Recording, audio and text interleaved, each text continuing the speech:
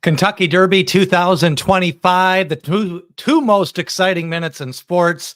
We are getting ready on the eve of the Kentucky Derby 2025. We're going to go over some of the contenders, get you up to date on the latest field. And again, we met last night. We did do a handicapping show. We went through all 20 contenders. We'll update the field.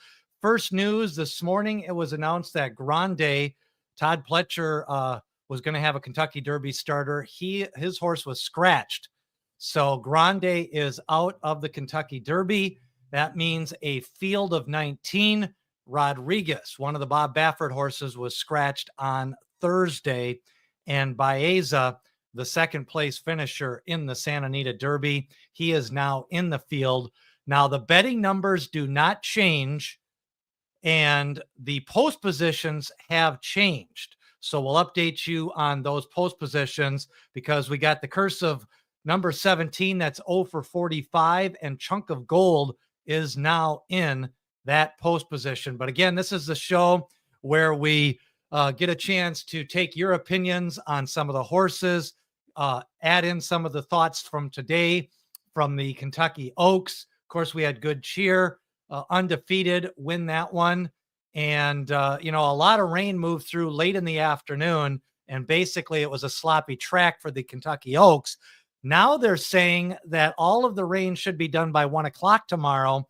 And by Derby time, 7 o'clock, we are going to be fine for the Kentucky Derby. Yesterday, it was kind of the opposite.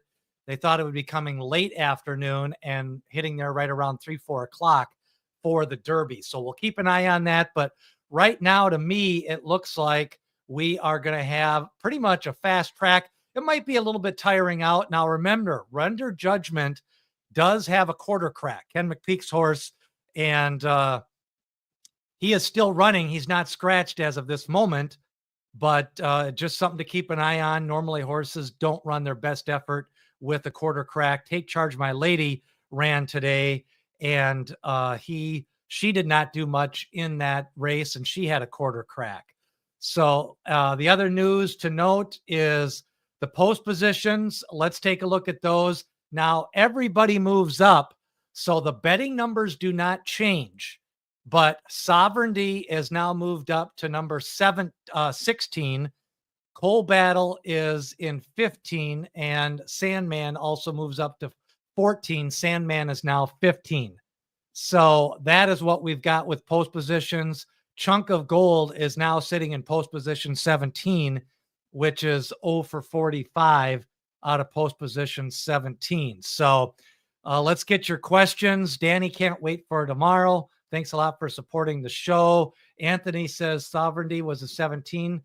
Nope. Sovereignty is now in 16 because of the 2 scratches. Sandman is in 15, and Chunk of Gold moves down. So, with the 2 scratches, we are getting the horses down to 2 spots. Beza now is in post 19 because there's only 19 horses running overall in this Kentucky Derby. So we'll see what happens. Baeza is going to be betting number 21. And of course, American Promise getting bet a little bit. I did want to bring up the odds. We'll bring up the live odds of Kentucky Derby wagering. Not a lot of surprising. I've got them sorted by odds. So the favorite right now is Journalism at 7-2. Sandman is 9-2. Sovereignty is going to be about 6-1 based on the daily double will pays with good cheer. Luxor Cafe is getting bet, the Japan horse. He's down to 11-1, and he got bet in the Oaks Derby doubles. American Promise is 12-1 for the coach. Citizen Bull is getting bet, Bob Baffert, with the scratch of Rodriguez. He's got the 1 post position. Some people think he might be the lone speed. Burnham Square getting bet down. Well, his morning line was 12-1. I guess I thought he'd be a little bit higher than that. He's 15-1. Final Gambit is being bet down from a 30-1 morning line, the Juddmonte horse, to 15-1, Brad Cox's horse. Baeza is 18-1. Tistastic for Steve Asmussen is 19-1. And Coal Battle is actually going 27-1 right now. I know a lot of people like Coal Battle. Publisher at 28-1, Chunk of Gold at 28-1, Flying Mohawk 32-1, East Avenue at 37, Owen Almighty 40, and the two longest shots on the board, Admire Daytona and Neokos at 41-1 and 49-1. So that is where we're at on the betting. We'll take your questions, starting off with, let's see here. Dan says, not completely shocked at Good Cheer. A little shocked. I wondered how much the sloppy track would play a part. You know, the one thing is we did get a fast pace. They went 22 and change. They went 46 and change. Lacara was burning it up on the front end with Tenma. Tenma never got to the lead. Lacara never got an easy lead. And at the half mile mark, I knew that it was either going to be Drexel Hill or Good Cheer. Good Cheer was on the outside in seventh.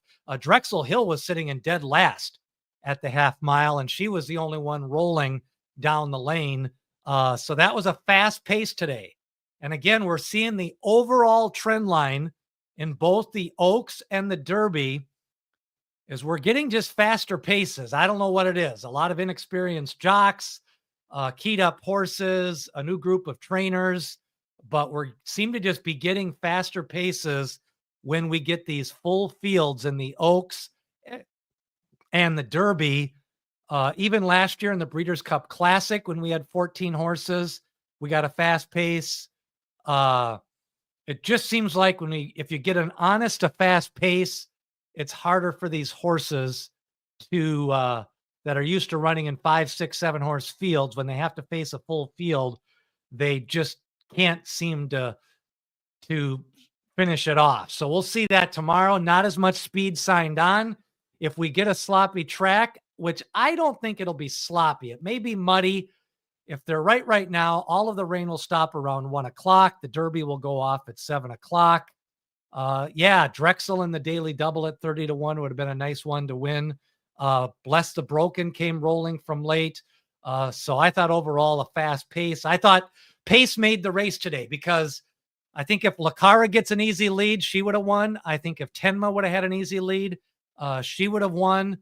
And I think those two dueling on the front end allowed Good Cheer, good ride. And of course, she was undefeated anyways, so she didn't need a lot of help. But overall, I think she did what she needed to do. And I think she probably is even capable of a little bit better effort than that. So let's go through. Remember, the Kentucky Derby prospectus is out. I did want to bring that up just to show everybody that that is available. That's the final spreadsheet with all of the information. You can see it in the links to the Kentucky Derby videos. But basically what we have is all of our information into one spreadsheet. So we've got the data dictionary. We've got the 2025 data, the last winner from each post. Here's the updated post positions. Sovereignties in post position 16, Chunk of Gold in 17, Sandman in 15, Owen Almighty in 18, and Baeza in 19. Then we've got our pedigree page with the female families, first two mares, the Raisin Native and the Sire line. That's got about a 70% win hit through the years, the last 40 years. If it's a homebred, I always think that's a positive sign. Speed figures, fastest Brisnet, 100 plus buyer. Rodriguez is scratched, so we're down to just journalism and Baeza with the 100 plus buyers. The final fraction dual qualifiers, we're down to just 6 now with Rodriguez scratched and Grande scratched. So this year we're getting fewer qualifiers. So you can take a look at that. That is available in the description. And if you're a subscriber to the newsletter or the prospectus, you'll get that. Got it today and you'll get it tomorrow as well. So Anthony's big question, can Citizen Bull carry that speed for 1.25 miles? That is the big question. You know, he's by Into Mischief. He's a front runner. His 4 wins have been wire to wire, but 3 of those 4 races had slow paces. So I guess it's a two-part question, Anthony. If he can get by with a slow pace, he's very capable of going wire to wire, just like Authentic did with a slow pace. And just like some other horses have done with a slow pace. If we get a fast pace, I don't think he's going to go a mile and an eighth. I think he finishes probably 10th. So I think that's question number one. Now, one of our listeners has been taking all of my notes from the spreadsheet and then typing up kind of some quick summaries. So here's his summary on some of his horses. Now, Niokos, post position number 2. He's the longest shot on the board. No stakes wins, 5 sprints, high dosage, Florida bred. I don't know. I just think it's going to be hard. Now, he could be out there early. He could be part of the pace if he wants to be. Silver Charm says, looking at the exacta probable plays, yeah, the 817 exacta is only $17 for $1. So you're going to be, and that's right around 7-1, maybe 6-1. Yeah, there isn't a lot of overlay. Now, Good Cheer was a big favorite. Some of the actual daily doubles actually went up pretty good if Good Cheer would have lost, but she didn't. And then a lot of people liked Brad Cox. He's now won 3 Oaks. It was Godolphin. It was undefeated horse. So that she got overbet a little bit. The wise guy horse this year, I think, was going to be Rodriguez. Right now, I'd have to say it's Final Gambit. He's never ran on the dirt. His morning line was 30-1, but he's a big gray, and a lot of people like Final Gambit, even in this this video room here. I think there's a few people. If you like Final Gambit, raise your hand.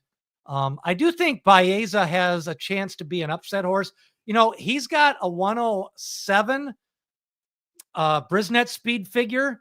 He's got a 100 buyer speed figure. He lost to Rodriguez, and then he came back and broke his maiden. So I think that's a positive sign. And then he went right into Stakes Company. I don't think the California division was deep this year, but I think the top 3 or 4 horses were very good. I think Rodriguez, Baeza, and Citizen Bull and Journalism, I think they really only got 4 horses. And in years past, they used to have 7 or 8 good horses. And this year they've only got 4 good horses, but 2 of the 4 made the Derby. Citizen Bull, Journalism, and Baeza. 3 of the 4 ended up making the Derby. So I think they had a little less quality, but overall. Now, here's some of the summaries by one of our listeners. He says Niokos, an E8 horse. He doesn't qualify on the final fractions. He has a high dosage. That's an X. His regression, speed figures, and 2 strikes. So 4 X's for Niokos. So Final Gambit, he is a closer. The value could be in the Turf Classic Durley double, and the morning line favorite, yes, is 4-1 versus Good Cheer was even money. So yes, this and every year, Dave, you bring up a good point. You kind of got to be ready. This is a little bit more into the wagering strategy and not necessarily the strategy of picking winners. If you liked Good Cheer, you were going to have to take even money, and the daily doubles were really low. But the morning line favorite in the Turf Classic is 4-1. And if you play that into the Derby, and what happens is a lot of people play pick 5s and pick 4s and pick 3s. And if they're alive, they don't play the double going into the Derby because they're already alive and they don't want to lose twice. So there is some strategy involved in looking at these payoffs. Prat is on Baeza. Luis Saez is on Baecos. Todd T. Stadmiller, he likes Final Gambit. I believe that's why he's raising his hand. Kind of like the vibe with Mohawk a little. If you like Gambit, you have to think it's possible he really wakes up on the dirt. I kind of agree with you. You know, we're down to 6 qualifiers now. So at the price, and here's another example.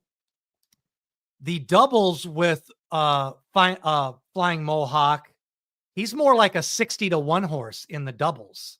And he's more like a 50-1 horse in the exactas.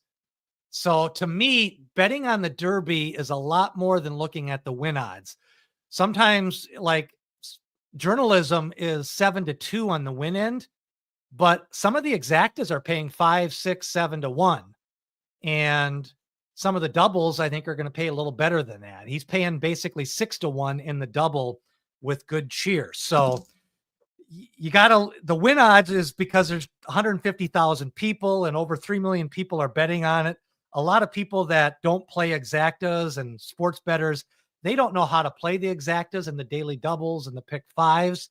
So these horses are going off a little bit higher in the exactas and daily doubles.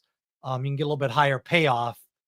I kind of agree with Dave. Baeza might be in the right spot because now there's only 19 horses and Final Gambit has no speed.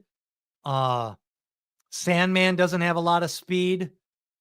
Publisher doesn't have any speed. Tistastic doesn't have any speed.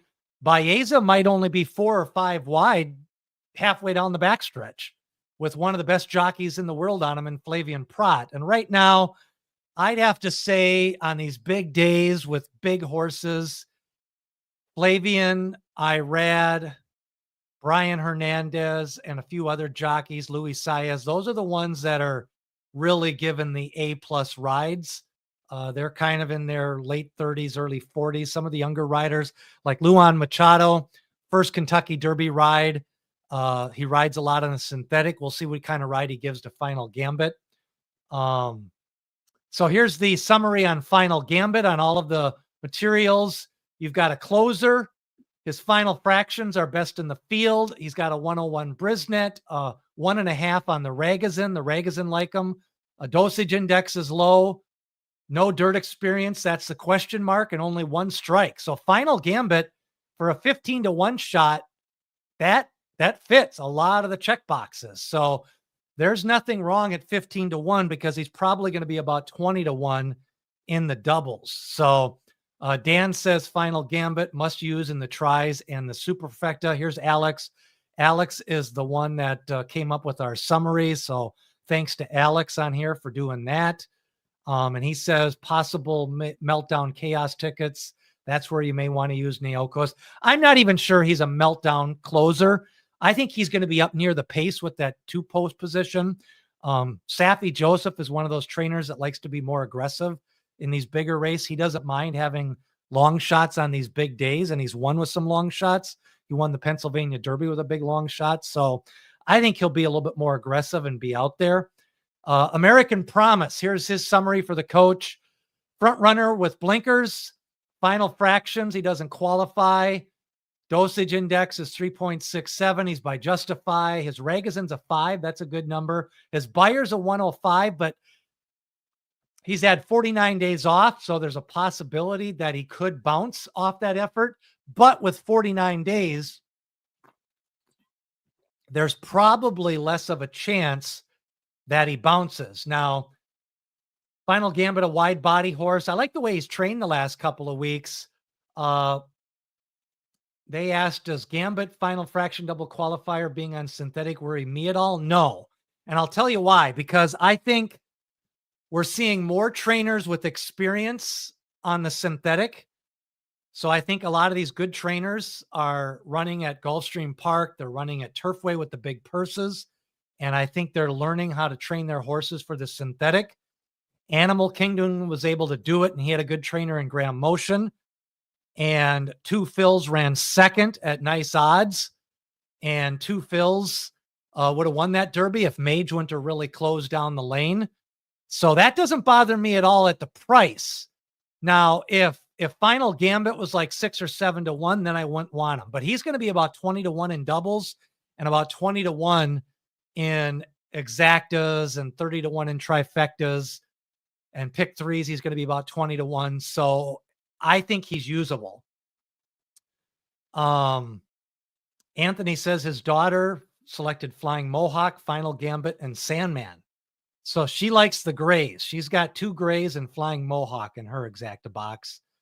The Japanese breakthrough. Let's talk a little bit about that. American Promise. Anybody like American Promise? The coach, of course, that, now here's an example. American Promise lost to Render Judgment at Churchill Downs last fall. Then he beat Publisher in a maiden race in a muddy track. So he does have some mud experience. But then he got beat by Speed King and Sandman in the Southwest. He got beat by Chunk of Gold in the Risen Star. And then he had to drop in class, even though the Virginia Derby was not a points. It was a points race. It wasn't a graded stakes. And his buyer was a 95. His Brisnet was a 105. So a little bit of conflicting information with American Promise. So let's talk about the two Japanese horses. They're both getting bet 11-1 on Luxor Cafe. Actually, Admire Daytona is not getting bet. And he's got a couple of strikes here. The summaries from Alex. Japan-based, unknown on the figs. Thorograph gave him, I think, a 3.5 and a 4. So that puts him kind of in the mix. He's got a low dosage, no strikes. So that's good for Admire Daytona for a 40-1 shot. And then you go to Luxor Cafe, who is 11-1. Final fractions, he fits that. He had very fast final fractions on a track that goes uphill. One of our listeners said the Japan track that he ran on actually goes uphill in the middle of that track. And I read that as well. His dosage index a little bit high, but he's got a good sire. Unknown style on American Dirt. He did ship in late. That's what worries me. He did have to go through quarantine last week for 42 hours. He was washy the first couple of days of training, but the last couple of days he hasn't been washy. Only one strike on Luxor Cafe. Now, the Japan shippers seem to be coming over late. I wish he would have got here early like Admire Daytona. Let's see. Coal Battle at 25-1. Lonnie Briley. Definitely, I didn't like him when I thought he might be a 12 or 13-1, but at 25-1, maybe he's a backup double type of horse. So he's a type of horse that you could use. Roger says he's going 3, 7, 8, 9, 21. So he's going with Final Gambit, and he's got Baeza in his top 4. That's his 5-horse exacta box. 7 is, American Promise is 5. Luxor Cafe, 4 straight wins. Overall, good form. He's beaten Admire Daytona twice. The one thing I like about Luxor Cafe is he's got a good bottom on him. He's got 2 1 mile and an 1/8 races, 2 9-furlong races. He carried 128 pounds the last time. Now he cuts weight. He's faced big fields. He's had a couple of 16-horse fields. He's had a 14-horse field. And so he's used to big fields. And he's 10-1, 11-1. Like last year, I thought Forever Young was bet down a little bit. Joe says he's going to include Coal Battle. He's a grinder. And I think he's going to get his trip, Joe. I think he's got a good post. I think he'll sit in 7th or 8th. I think he'll make his move.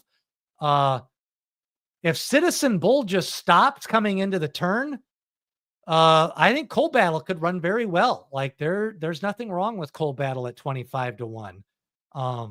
He's kind of more of that mid-pace stayer like Dance Floor. Yeah, a lot of people may not remember him. I think he was coached by D. Wayne Lucas. Dance Floor was kind of a long shot coming into the Derby, but kind of always was just near the pace. A lot of people thought he was a fader, but sometimes going longer distances.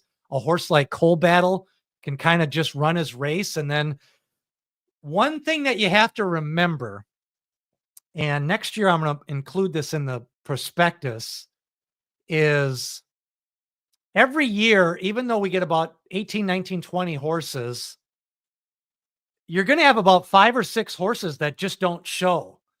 And I'm not saying I can predict which 5 or 6 that's going to be, but when you look at the results charts, there's like 5 or 6 horses that are like 15 lengths behind at the beginning. They're 15 lengths behind at the end, and they just never get involved in the race. And I think Coal Battle is going to get involved in the race. So that's why I think you have to use them. I think a Luxor Cafe is going to get involved in the race. You have to use them. I think the coach's horse, American Promise, like you got, again, that's part of the trick. Like, I don't know who's going to win. I don't know who's going to run last, but I know there's going to be a few horses that just never do anything the whole race. That's kind of one of the horses I think that's going to be this year is Render Judgment because of the quarter crack. And he's been getting beat every race by 10, 12 lengths. So for me, one of my tosses in the race is Render Judgment, just because he got beat by 10 lengths by American Promise. He got beat before that. He's kind of a mid-pack runner. He's not really getting any better. His speed figures are regressing. So for me, one of the horses that I just think will never be involved in this race, he'll be 10th or further back all the way around, is Render Judgment. But if you can find a couple of those horses, that's how you eliminate some of those horses. Now here's Journalism. Not a lot of knocks on Journalism. According to Alex, sustained runner, mid-pack to stalk, fits on the final fractions, double qualifier. He's got a 108 Bayer. He's got a 108 Brisnet. He's got the fastest Ragazin. He walks on water. He's got the fastest time form. He's got a low dosage, 0 strikes. So, it's 7-2. Is he going to be in the top 4? Probably. I mean, I think he's going to be involved in the race. Some people are saying he's going to run off the board. I don't know if he's going to run. I mean, I guess if you think 4th or 5th, but to me, off the board is like 6th, 7th, 8th, 9th. I think he's going to be in the top 5. Michael McCarthy's a really good trainer. He won today with Look Forward off the pace on the cutback. He won the Pegasus Stakes with City of Light. He won the Breeders' Cup Dirt Mile with that horse by 10 lengths. He won a Breeders' Cup Filly and Mare Sprint. He's a good trainer. So Journalism fits, but is he going to win or is he going to run 2nd or 3rd? H-Train loves the Luxor Cafe. So Journalism, not a lot to knock overall. 4 wins in 5 races. It doesn't worry me that he's shipping in for the first time because he has won at Los Ale, which has got a very long stretch. If you're not familiar with Los Ale, and he won at Del Mar and he won at Santa Anita. So at least has ran on 3 different tracks. The Derby Bandit is in the house and he's listening. He is playing out of Texas. He's going to be playing Loose and Wild tomorrow. Thought he said he liked Coal Battle a little bit. I'll have to see who he likes. Kevin says Daily Double Will Pays has a large double 11.18. I thought it was $30 for $2. That's what I thought. Twin Spires has it. Let me pull that up for you. I'll bring this up. So here is the Oaks Will Pays. This was with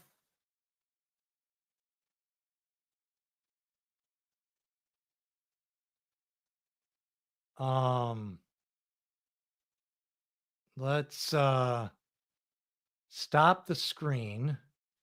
Now we'll add in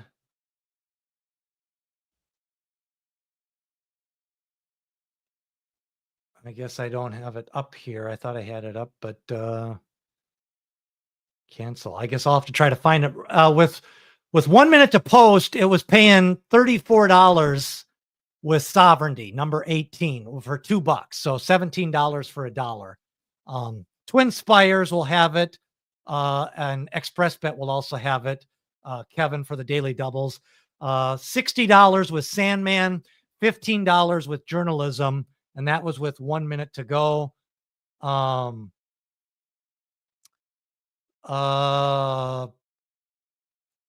Luxor is the X factor, according to Dan.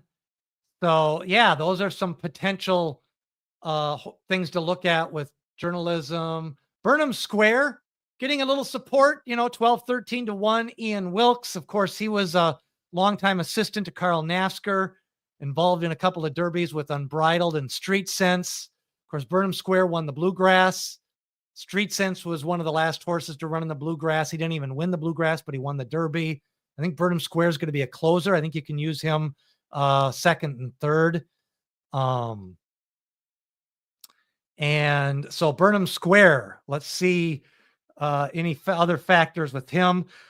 Flying Mohawk, he fits on the final fractions, first time on the dirt. Overall, I was actually liking some of his workouts. I think he's kind of an X factor. He's shown speed on the turf. He did fade a couple of times, but overall at 40 to 1 and maybe 50 to 1 or 60 to 1, I think Flying Mohawk may be one that you want to include 3rd or 4th. Again, here's his past performances. You know, he ran in the Pilgrim Stakes, but I don't know if you remember that day, but that day it was pouring rain. So it was kind of a yielding turf course, very soggy. And it actually rained throughout the afternoon, and he set the pace. They went really slow, but that turf course was like a bog. So he's got experience with a quagmire on that yielding course. And then he came off the pace. If you notice, his only win in that allowance race was coming off the pace. Then he came a little off the pace in his maiden win, and then he closed the last time, and now the blinkers are off. So they're changing equipment, and normally that isn't a good sign to be changing the equipment the day of the Derby, but I think that tells me they want to be a little bit off the pace in this race tomorrow for Flying Mohawk. Now, East Avenue, betting number 12. Early speed, some blinkers on. Final fractions, he doesn't qualify. Nice dosage. Got a shorter stride, which usually does well in the slop. Longer strides usually don't do well in the slop. Now, on a muddy track, you want kind of the shorter, quicker stride, lighter horses. We'll see. American Promise is a big horse. Journalism is kind of a, he's not a big horse. He's got a long stride. I think he'll like a muddy track, but I don't think he'd like a sloppy track. So just some things about East Avenue. Of course, he was second to Burnham Square, but he set the pace. He did set a 131 pace in that race, and that's pretty fast for a $5 for East Avenue. Joe says he's going to go with 5, 9, 14, 16, and 17 for his exacta box. I think 50 cents. I think we're going to get. Here's what I think. With only 19 runners, that eliminates a lot of combinations. So right away, the payoffs are going to be smaller. 2, I think Journalism is going to run in the top 4. I think Sandman could run in the top 4. I think Luxor can run in the top 4. I think your trifecta for 50 cents is going to be more like 250. You're going to need a shot on top to get a bigger payoff. Now, if you get Journalism second with a 20-1, you can get a 500-600, but I don't think the 50-cent trifecta is going to pay more than $500. I think there's a couple of horses that are very obvious tosses in this race. I don't think Render Judgment has a chance. I really don't think Owen Almighty has a chance. And I don't think anybody's going to play those 2 horses. So then I think we're down to 17 horses. That's just my opinion. And when you only have 17 horses, the payoffs just aren't as big. So you got to play them for $1, and you got to get a little creative in your ticket strategy. I may get on and do a little bit of ticket strategy tomorrow. If I'm feeling in the mood, I'm going to go out for a 4-mile run in the morning. If I'm feeling like good cheer and I want to talk some betting strategy for these races tomorrow, maybe I'll get on and do some betting strategy around 11 or noon. Agree on Render Judgment. Why is he taking money? It's because he's owned by Toby Keith, and they put that in about 100 different newspaper articles that Toby Keith his horse is in the Derby, so he's 13-1. So let's take advantage of it, because we ain't going to get this every year. So we've got a horse that really doesn't have a prayer, and he's taking money. So, we want to take the money when we can get it. T. Stadmiller says he'll hit this try. He'll be walking on water. Yeah, he might be. Yeah. I'm actually going to be playing some superfectas with our betting group tomorrow. Going to try to see what we can come with. I usually don't play a lot of superfectas on the Derby, but like I say, I think there's a couple of horses that I don't like at all. And normally you got to play 12, 13, 14 horses for that 4th place spot, but I'm only going to try to narrow it down to 10 or 11 for 3rd and 8 or 9 for 4th. So we'll see. Going to play a pick 5 tomorrow, a little bit of strategy. Yeah, Kevin, Toby's horse and a quarter crack. Curious that they scratch Grande, but leave RJ in with a similar injury. Yeah, I'm a little, my spidey senses up on that. I'm wondering why. Now, the thing of it is I don't think with a quarter crack you're in danger of breaking down, but I think people are betting on a horse, and there's a lot of people betting on this race that trust me, the 300 people that are in this room and watching this video live, we know this stuff, but the average fan doesn't know about quarter cracks. So it's the one day of the year that we get kind of some fish money in the pool. And as handicappers, we got to try to take the money when we can get it. Now, Trunk of Gold, he is in the unlucky post position number 17, 0 for 45. Maybe he can run second or third. He does fit on a few things. Good, speed figures. He ran in some fast paces in the Risen Star and the Louisiana Derby. So I think he's used to a fast pace. I think that'll help him out. Gatekeeper likes the way Burnham Square's been training. I think he seems to come out of the bluegrass really good. Burnham does seem to be taking a lot in the exactas. I thought he got played a little bit in the Oaks Derby doubles as well. And surprisingly, even after he lost the Fountain of Youth, he got bet in pool 6 of the Kentucky Derby future wagers. If you go look at those exactas, he got played. And that was before he won the bluegrass. So people knew what was going on with Burnham Square, and he got played in the bluegrass coming off a 4th place effort. So I do think there's some people that are playing Burnham Square all along. Alex says Sandman, Journalism, Sovereignty, and Final Gambit. That's his exact. All right. Dave worked at the Luxor Casino, but never had lunch at the Luxor Cafe. Hopefully, Dave, maybe he's in Vegas. We'll see. You can make some future bets, fixed odd bets for us tomorrow at Westgate. Publisher, still a maiden. Here's the summary from Alex. Mid-pack, final fractions, doesn't qualify. High dosage. He is by American Pharoah. He's got 3 strikes.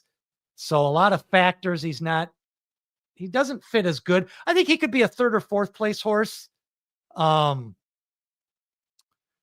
Ted says the 3 horses that arrived at Churchill the earliest are Final Gambit, Burnham Square, and Coal Battle. Yeah, they got there early. They've been there for 3 weeks, getting over the track. I like the fact that Coal Battle's been getting out at 5:30 in the morning before the media's there and all of the people are there, and he's back in the barn. So I think he should be a cool customer.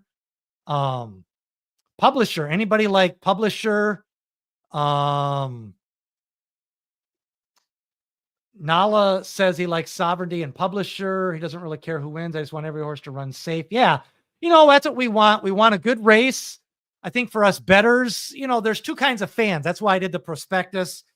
There's people that want to watch the TV and have information and learn more about the horses, put a few wagers in, exactas and doubles. And then there's people that are more hardcore, playing pick 5s and pick 3s and trifectas and superfectas.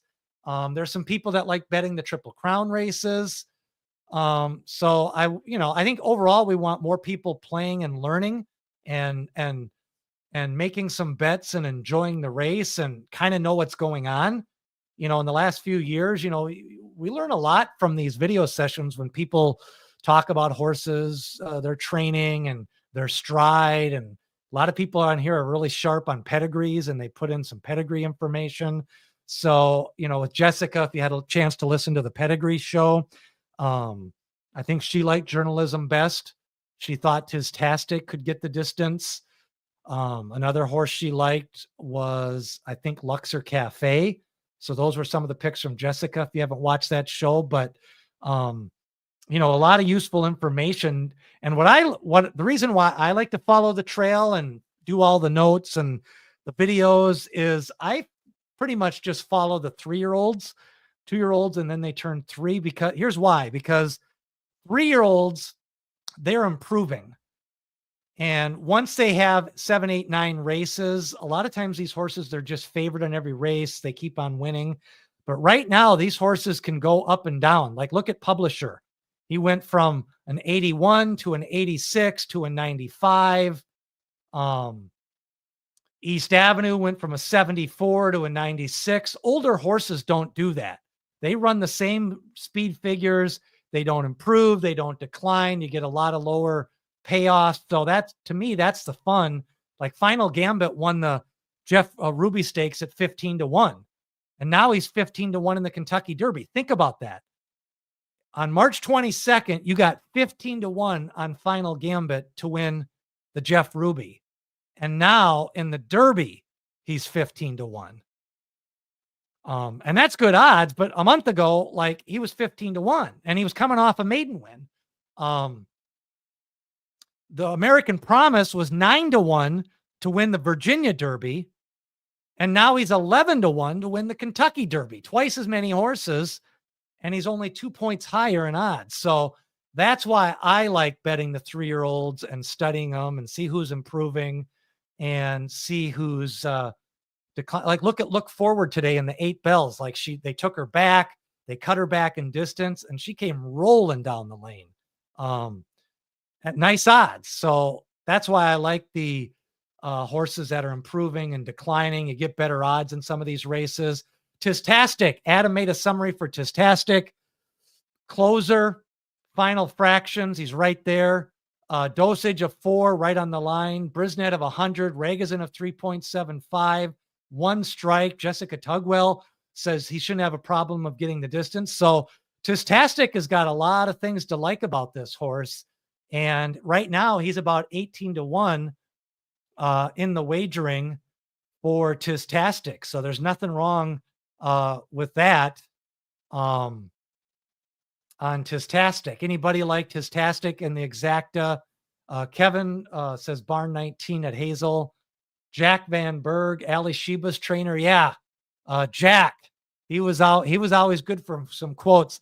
When Ali Sheba won the Derby in a slow time, they asked him about the slow final time.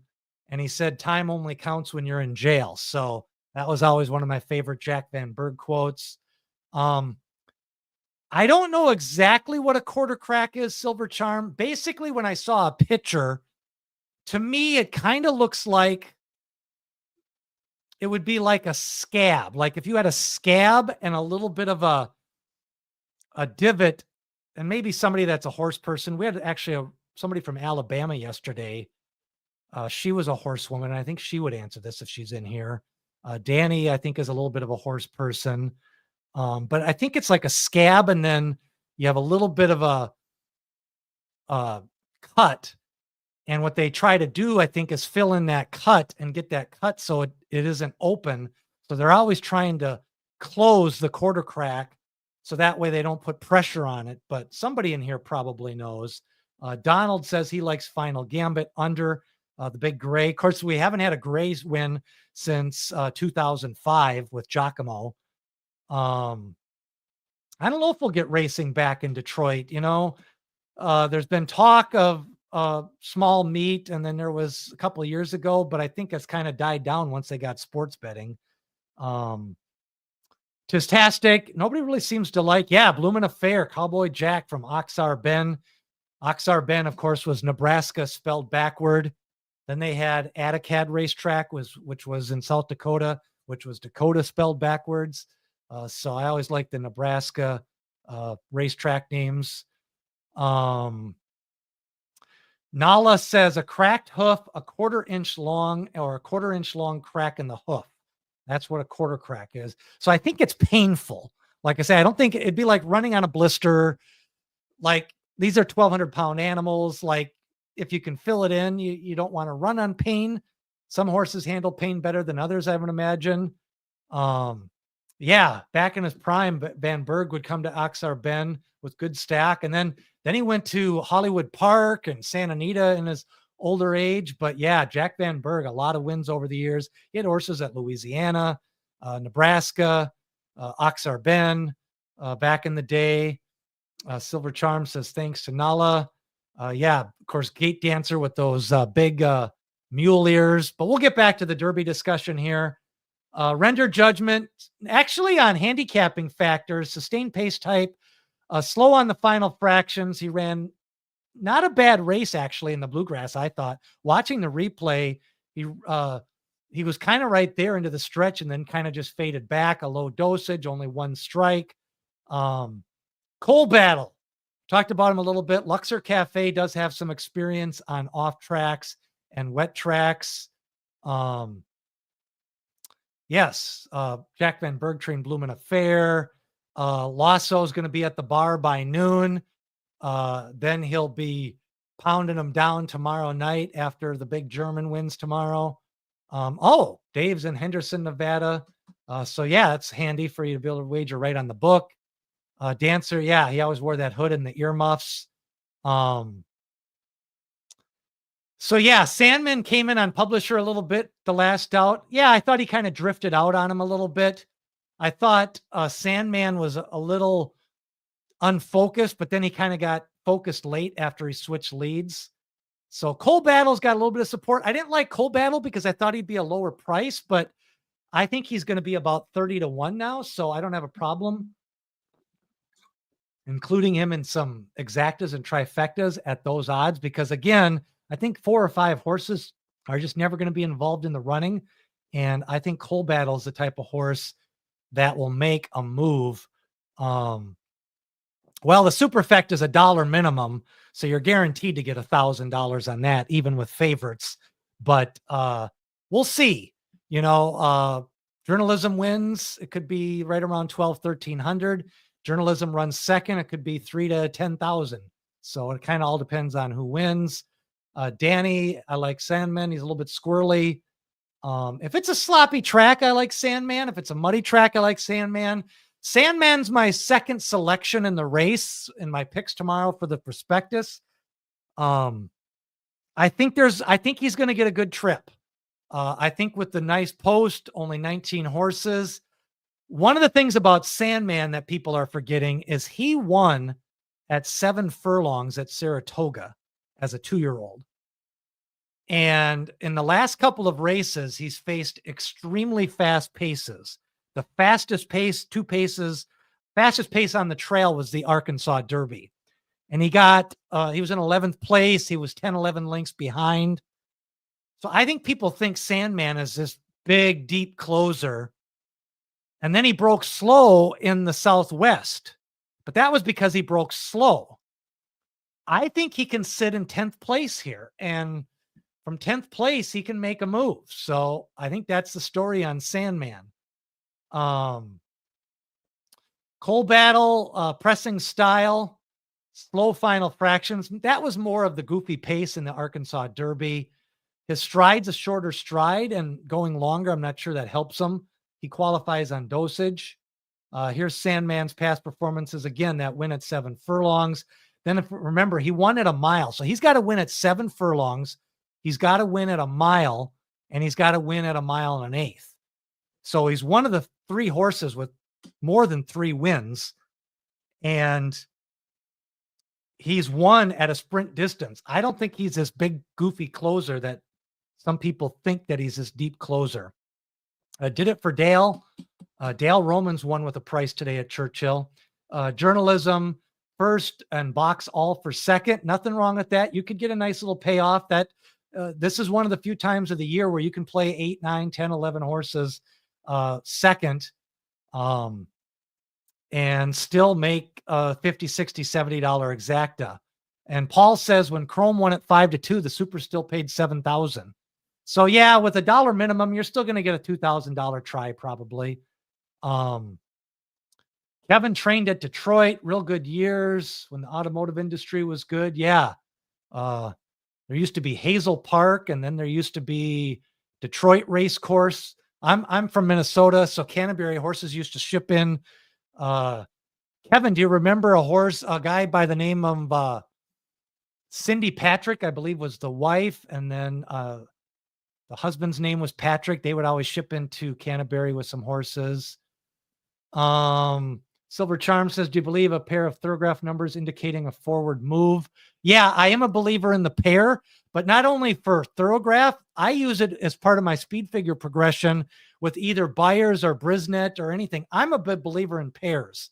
So I know Thorographs are better speed figures, but they cost $25. I think the best speed figures out there are really time form.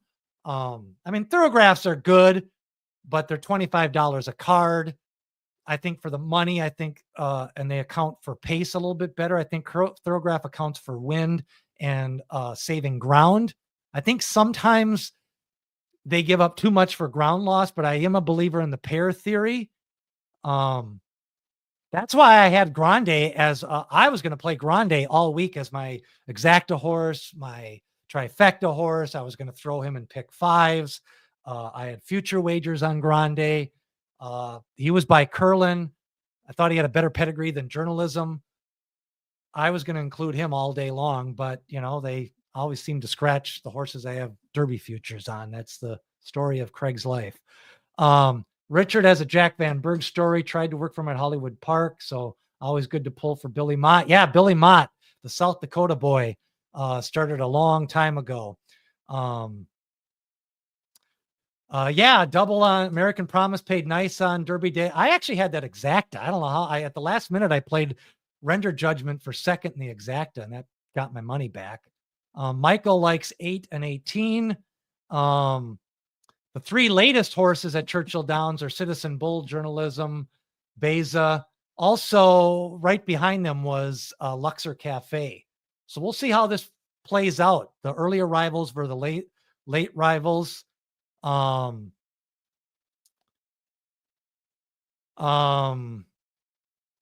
likes Tistastic.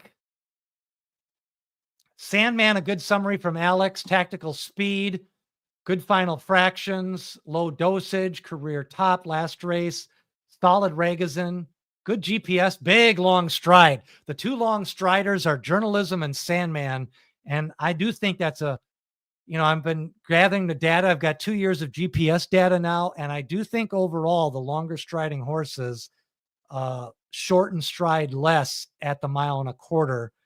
And Forever Young had a long stride last year. And I think you could make the case he could have won that Derby without being bumped.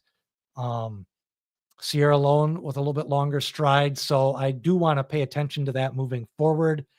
Rafi says 500 to show on Grande, but he's scratched. Tistastic for the Superfecta. Jessica Tugwell liked him. Gatekeeper's got Tistastic in his top 4. Oh yeah, time only counts when you're in prison, not in jail. Yeah, because when you're in prison, you count time with a stopwatch. Anthony Rizza says his trifecta key 7, 8, 7, 8 over 9, 12, 14. He's got Coal Battle in there. He's got Sandman. He's got Baeza. Baeza, I think I'm going to include in my trifectas with Flavian Prat and now out of the 19 hole. The Japanese will win it. They've got good horses. Their horses are built for conditioning. I think if the Japan horse ever gets here early, they're going to have a better chance. That horse last year, T.O. Password, was 50 to 1 and he was 5th. Like, he ran a good race. I think Luxor Cafe is going to run a good race. I'm not sure. I think he's going to be sitting 10th early. So if he gets a better trip than Journalism, he could maybe outfinish him, but we'll see. I think it's a negative. The Magic Man's a good rider, but he doesn't ride at Churchill and he's not used to the faster paces. So Majan says a fracture or crack in the hoof wall, specifically along the inside of the hoof. Team Bitcoin says a crack in the hoof. Let's see. Nella says a cracked hoof and it's not good. That's the quick summary. Let's see any more comments on the cracked hoofs. Yeah, Big Brown had quarter cracks. Best Pal used to run in quarter cracks. So it's not like the kiss of death, but it's not a good thing. I mean, a lot of people still say Empire Maker lost the Derby because he had a quarter crack that year and everybody kind of knew about it. It was before social media, and Funny Side was kind of the play. And pace meltdown theory is probably a little bit in jeopardy. I don't think we're going to get a fast pace, but I still think, I think on a sloppy track, we could still get a fast pace, because then I think some horses are going to go. I think Neocos could go. I could see American Promise going. On a muddy track, I think we won't get as fast of a pace, but Citizen Bull has to go. With that one post position, he cannot lay back and make up ground. He's a total front runner. Need the lead type. Sandman, another closer that drifts out like Sierra Leone. Super effective box of 8, 14, 17, and 18. Sandman, Sovereignty. Yeah, I thought Cold Battle was kind of wrapped up after he was passed in the last race. I think Cold Battle could run a good race.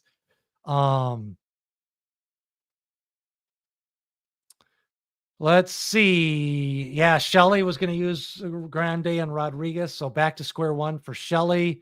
Sheldon says howdy to everybody. According to DRF Welsh, some of the best workers were Journalism's best work, Final Workout, Final Gambit, got some good report card. I thought Burnham Square had a lot of energy in his gallops. I thought Final Gambit looked good in his gallops. Didn't see much of Cold Battle. Luxor Cafe really turned it around the last couple of days. Admire Daytona seemed to have a lot of energy. He's on a quick turnaround. Let's see. Luxor Cafe may move up on a muddy track. So we'll see. Chunk of Gold. Anybody like Chunk of Gold coming out of the fairgrounds? Of course, he ran at Turfway Park as well. So he's already kind of proven that a synthetic horse, quote unquote, can switch to the dirt. We'll see if Flying Mohawk or Final Gambit can switch over. So Chunk of Gold, you know, he's another horse with only one race as a 2-year-old. We've got a few horses with only one race as a 2-year-old. And then we've got some horses with a lot of experience like Sandman, American Promise. They kind of cycled up to a good speed figure. Overall, that's what I like. Let's see if I can pull that up with Sandman.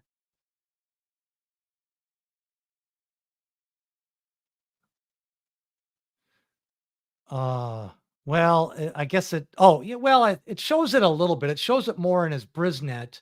Let me, I'll bring this up.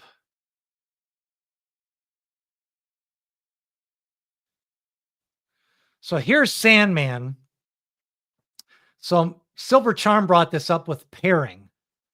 So here's how I use a pairing is with Sandman. If you notice, he went 89, 92. That's kind of close to a pair. And then he got an 89 in the Rebel, but he was closing late. And then his pattern is 89, 99. Now, if you go to a horse like, this is why some people like Citizen Bull. He's an example of a horse that he got, well, actually, his Brisnet shown more pairing. Okay, so he went 96, 98. The problem is with that last race in the Santa Anita Derby, they wrapped up on him once he was passed. So we really don't know what Citizen Bull's going to do. Honestly, I have no clue. I mean, he's been working out a lot. It seems like they seem to have him more fit for this race. I don't like the one post position. I'm not a big fan of Matt Garcia, who hasn't been in the Kentucky Derby in 10 years. He's not an A-lister jock anymore. And I do want a good jockey out of the one post position. If Flavian Prat was on Citizen Bull tomorrow, or Luis Saez, or Manny Franco, I would like Citizen Bull a lot more.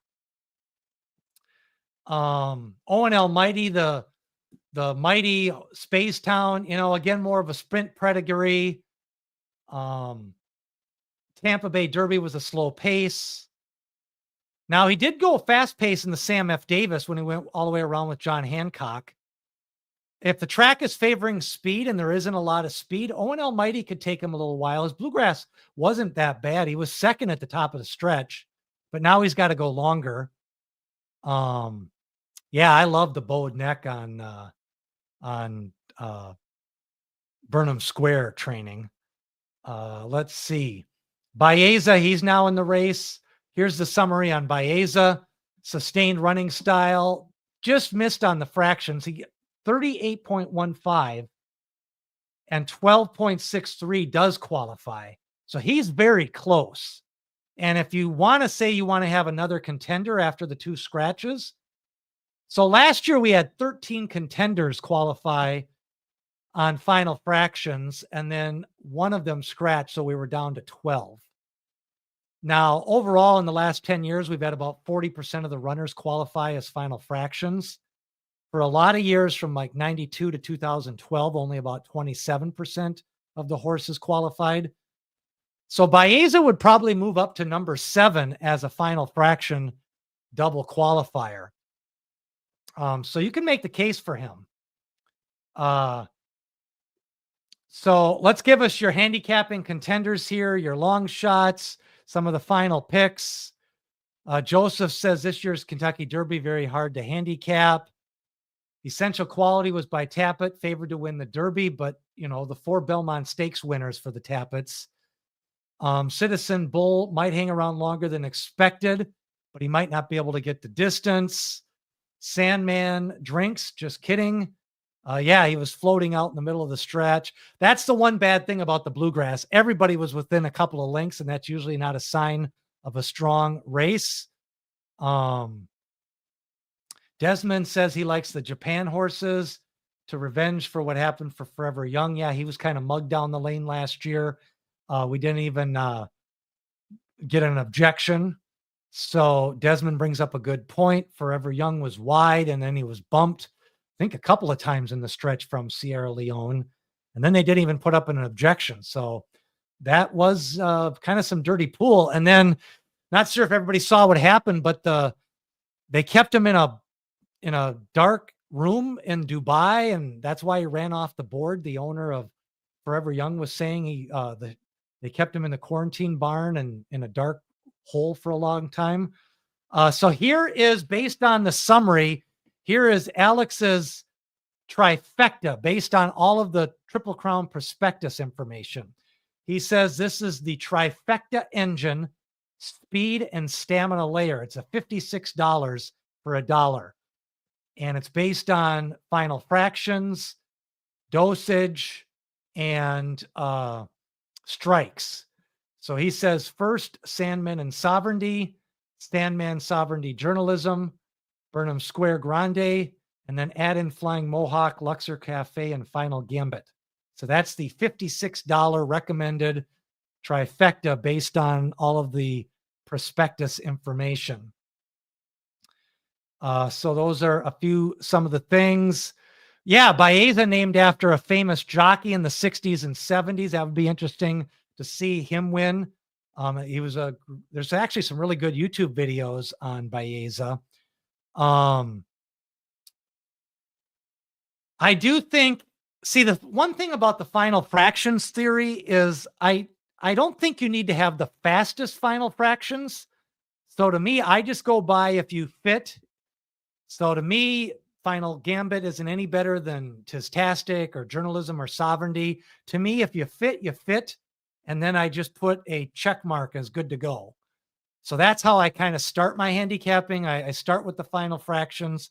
I go with 4 or 5 of those horses. Then I look at the speed figure progression. I look to see the horses that are pairing or that have slowly got their way to a top. Then I do look at dosage. I eliminate a few horses on dosage. This year, that's Citizen Bull.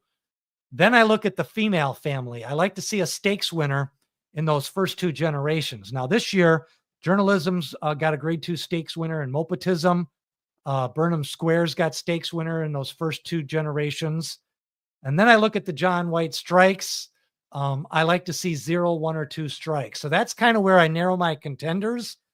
And this year, that was really Journalism, Sovereignty, Final Gambit, Sandman, and then Burnham Square. So those 5 horses, Burnham Square, Sovereignty, Journalism, Sandman, those are kind of my contenders. Those are my pick 5 horses, my pick 4 horses, my daily double horses.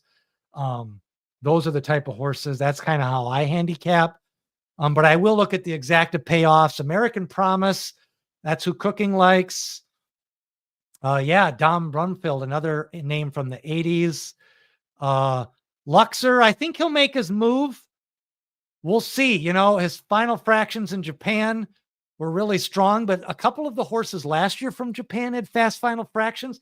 So one of the things I'm thinking is if they're going uphill in the first part of the race, that means they're going downhill at a little part of the race, and maybe that's translating into some fast final fractions. I don't know. I got to do more research. That's just me spitballing until I know more about the Japan. There's only 3 or 4 major racetracks. Lynetta says journalism, Sandman, Luxor, Chunk of Gold, and Burnham Square. That's a nice 5-horse exacta box, $40. That'd make some money. I like that. Chunk of Gold, Luxor Cafe, 215 to 1s. Burnham Square's about 13 to 1. Roger wants to know what the exacta. I think we're going to get a $50, $60 exacta no matter what. Lynetta says throw Baeza somewhere in that exacta trifecta. Richard says there should at least have been an inquiry at the very least. The jockey doesn't speak English. They said something about they didn't want to make a ruckus, something about Japan pride, and they didn't want to claim a foul. So yeah, those are some of the Luan Machado. No, he's taking final Gambit wide around the horses. Don't expect a rail trip. He should save ground early at the back of the pack on the inside and then just float him out wide, Ted, and see if he can pass some horses. So those are where we're at. So I'll probably do another video tomorrow morning around 11 o'clock, 12 o'clock. We'll go over some more strategy. There might be another scratch. Trust me. It seems like we're in the age of scratches every single day. But that's going to do it for another night of Derby handicapping. Look at the prospectus. If you have any questions, we'll take a look at them and we'll see what shakes out tomorrow. But remember, D. Wayne Lucas always says people have opinions, horses have the facts.